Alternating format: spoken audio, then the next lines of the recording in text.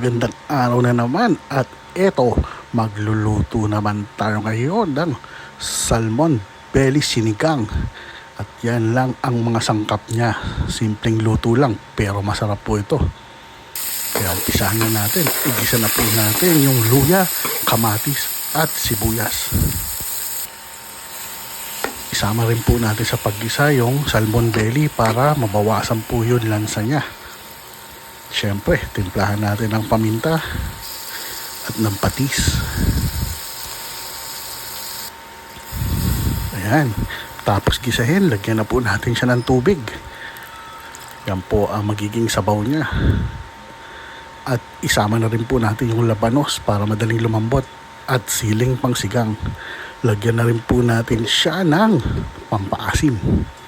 Takpan po natin. Ayan, dagdagan po natin ang pampalasang magic sarap.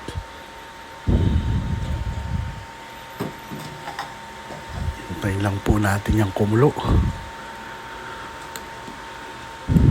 Ayan. Mabilis lang po maluto yung mga belly na yan. Kaya napakabilis lang po nito lutuin. Sabaw pa lang, sobrang sarap na.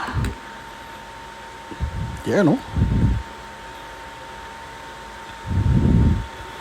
Ayan, kumulo na po.